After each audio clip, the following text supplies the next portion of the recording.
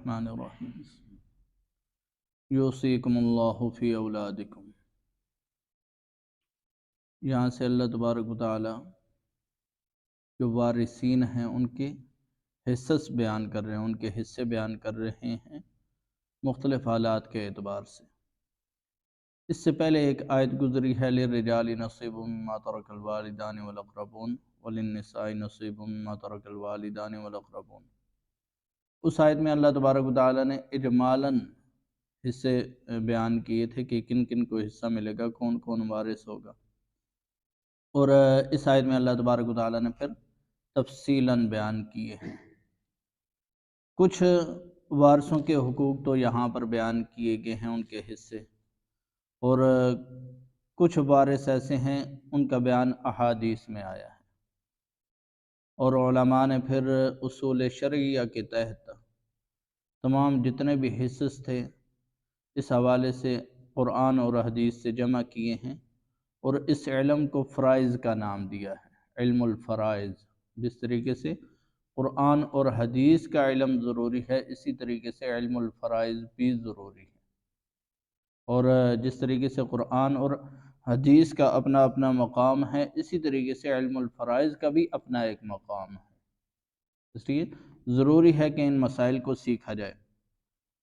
بہرحال تفصیلاً جو مسائل ہیں وہ تو کتب فرائض میں موجود ہیں۔ یہاں اللہ تبارک و تعالیٰ نے کچھ وارثوں کے کچھ حصے بیان کیے ہیں، اور دوسری بات کہ وہاں پر بیان ہوا تھا کہ والاقربون، کہ وراثت کا جو معیار ہے اور وراثت کی جو وجہ ہوگی وہ اقرب فالاقرب کے اعتبار سے ہوگی، یعنی کہ رشتہ داری کے اعتبار سے، اور رشتہ داری میں بھی قریب تر جو رشتہ دار ہوگا وہ وارث بنے گا، اور قریب کی موجودگی میں بعید جو دور والا ہوگا وہ محروم ہو جائے گا، کیونکہ اگر تمام رشتہ داروں کو وارث بنایا جائے پھر تو دنیا کے سارے انسان ہی وارث بن جاتے ہیں، تو اس لیے قریب تر۔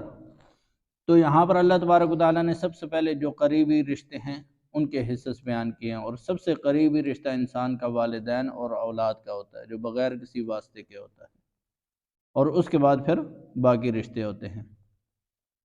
جب بندہ فوت ہو جاتا ہے تو اس نے جو کچھ بھی چھوڑا ہے وہ سارے کا سارا مال موروث یا ترکہ، یہ دونوں لفظ اس کے لیے استعمال کیے جاتے ہیں، ترکہ کا لفظ بھی اور مال موروث کا لفظ بھی۔ تو اب جو اس کا مال موروث ہے اس میں سے سب سے پہلے تو اس کے کفن دفن کا انتظام کیا جائے گا، اور کفن دفن میں درمیانے درجے کا، نہ تو بہت زیادہ مہنگا ہو اور نہ ہی بالکل کنجوسی والا معاملہ ہو، بلکہ درمیانے درجے کا۔ اور کفن دفن کے بعد پھر دیکھا جائے گا اس پر کوئی قرض وغیرہ ہے یا نہیں۔ اگر قرض ہے تو پھر سب سے پہلے قرض ادا کیا جائے گا، اور اگر سارے کا سارا مال اسی قرض میں ہی پورا ہو گیا تو تب بھی وارثوں کو کچھ نہیں ملے گا، بلکہ پہلے قرض کی ادائیگی انتہائی ضروری ہے۔ قرض کے ادا کرنے کے بعد، یا کسی پر قرض ہی نہیں تھا اس کے بعد جو مال بچا ہے تو وہ وارثوں کا ہوگا۔ اس میں بھی پھر دیکھا جائے گا کہ مورث جو فوت ہونے والا ہے اس نے کوئی وصیت کی ہے یا نہیں۔ اگر وصیت کی ہے تو 1/3 مال تک اس کی وصیت نافذ کی جائے گی۔ اگر اس نے سارے مال کی یا نصف مال کی تو باقی 1/3 سے زیادہ جو مال ہوگا اس میں ورثاء کی اجازت کا اعتبار ہوگا۔ اگر ورثاء اجازت دے دیں تو ٹھیک ہے، اگر اجازت نہ دیں تو 1/3 تک اس کی وصیت جاری کی جائے گی، اس سے زیادہ میں اس کی وصیت جاری نہیں ہوگی۔ اور وصیت بھی اگر گناہ کی نہ ہو، اگر کسی ایسے کام کے اس نے وصیت کی جس میں گناہ ہے تو وہ وصیت بھی شرعاً نافذ نہیں ہوگی۔ اسی طریقے سے لا وصیت لوارث، وارث کے لیے بھی وصیت نہیں ہوتی، جو حقیقی اس کا وارث بن رہا ہے اس کے لیے وصیت نہیں۔ جیسے بہت دفعہ ایسے ہوتا ہے کہ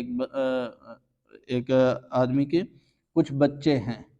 تو ان میں سے ایک بچے کے لیے وہ وصیت بھی کر جاتا ہے، بھائی اس کو یہ چیز ضروری دینا، یہ چیز اس کے لیے زیادہ دینا، تو یہ وصیت نافذ نہیں ہوگی۔ ہاں اگر اس نے دینی ہے تو اپنی زندگی میں وہ دے سکتا ہے، اپنی زندگی میں اپنے سارے مال کا کسی ایک کو وارث بنا سکتا ہے اپنی زندگی میں، کیونکہ وہ خود مالک ہے، جیسے چاہے تصرف کر سکتا ہے، لیکن مرنے کے بعد پھر یہ جو وارث ہیں ان کے لیے وصیت جاری نہیں ہوگی۔ تو اس کے بعد پھر جو مال بچتا ہے وہ وارثوں میں تقسیم کیا جائے گا الاقرب فالاقرب کے اعتبار سے۔ یوصیکم اللہ فی اولادکم، اللہ تبارک و تعالیٰ تمہیں حکم دیتے ہیں تمہاری اولاد کی میراث کے حوالے سے، یعنی کہ ان کے وارث بننے کے حوالے سے۔ اور سب سے پہلے اللہ تبارک و تعالیٰ نے اولاد کا ذکر کیا ہے، جبکہ والدین کا درجہ تو زیادہ ہے، لیکن اللہ تبارک و تعالیٰ نے اولاد کا ذکر کیا ہے کیونکہ اولاد میں عام طور پر شروع سے ہی ایک سلسلہ چلا رہا ہے کہ والدین عام طور پر ویسے بھی وارث مانے جاتے ہیں۔ مسئلہ ہوتا ہے اولاد کا، اور اولاد میں بھی بچیوں کا مسئلہ ہوتا ہے کہ ان کو کوئی وراثت نہیں دیتا۔ تو اس لیے اللہ تبارک و تعالیٰ نے اس اہمیت کے پیش نظر اولاد کا ذکر پہلے کیا۔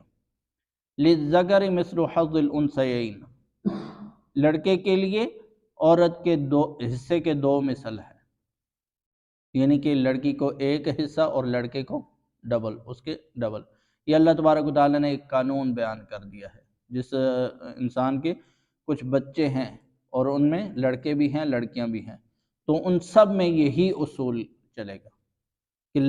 لڑکوں کو لڑکی کے ڈبل ملے گا۔ مثلا مثال کے طور پر ایک آدمی ہے، اس کی ایک لڑکا اور ایک لڑکی تھی،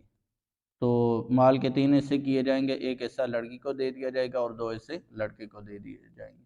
اسی طریقے سے 2 لڑکیاں تھیں، ایک لڑکا تھا، تو 4 حصے کیے جائیں گے، 2 حصے لڑکی کو دے دیے جائیں گے اور 2 حصے لڑکیوں میں تقسیم کر دیے جائیں گے، ایک ایک حصہ کر کے۔ تو اس طریقے سے اب دوسری بات، یہاں پر اللہ تبارک و تعالیٰ نے اہمیت کے پیش نظر اولاد کا ذکر پہلے کیا، اور پھر اولاد میں سب سے زیادہ مسئلہ جو تھا وہ بچیوں کا تھا۔ تو اب لڑکوں کو تو شروع سے میراث مل رہی ہے، لڑکیوں کو نہیں مل رہی تھی۔ اب یہاں پر ہونا تو یہ چاہیے تھا کہ لڑکیوں کا حصہ بیان کیا جاتا لڑکوں کے حصے کو معیار بنا کر، کیونکہ لڑکوں کا تو شروع سے مل رہا ہے، لڑکیوں کو نہیں مل رہا، اور لڑکیوں کے حصے کی تعیین کی جاتی۔ لیکن اللہ تبارک و تعالیٰ نے اس کے برعکس کیا کہ لڑکے کے حصے کو متعین کیا لڑکی کے حصے کو معیار بنا کر، یعنی کہ اللہ تبارک و تعالیٰ کے قانون میں لڑکی کا جو حصہ ہے وہ پہلے مقرر ہے،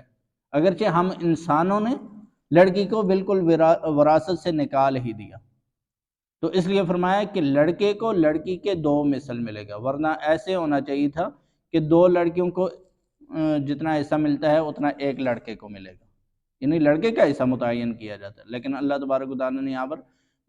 لڑکی کے حصے کو معیار بنا کر لڑکے کے حصے کو متعین کیا ہے۔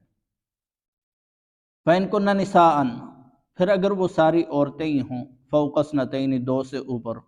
فَلَهُنَّ ثُلُثَا مَا تَرَكَ، تو ان کے لیے جتنا بھی ترکہ ہے اس میں سے 2 ثلث ہوگا۔ یعنی کہ اگر کسی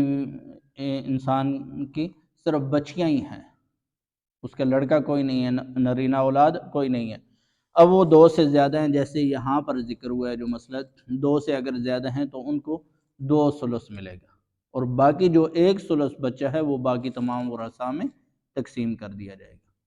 کیونکہ لڑکی کو 1 ثلث سے کم نہیں ملتا۔ اگر 2 ہوں تو 2 ثلث ملے گا، اور 2 سے زیادہ چاہے جتنے بھی ہوں تو ان کو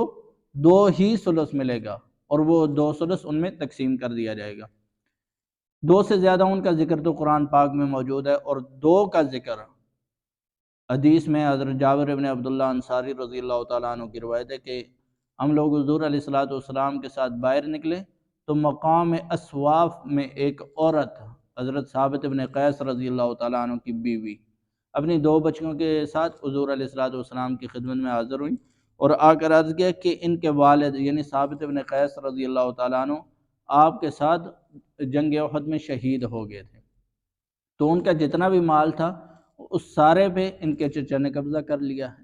اب ان بچیوں کے لیے کچھ بھی نہیں چھوڑا، اور ساتھ یہ بھی ذکر کیا کہ اگر ان کے پاس مال نہ ہوگا تو ان کے ساتھ شادی کون کرے گا۔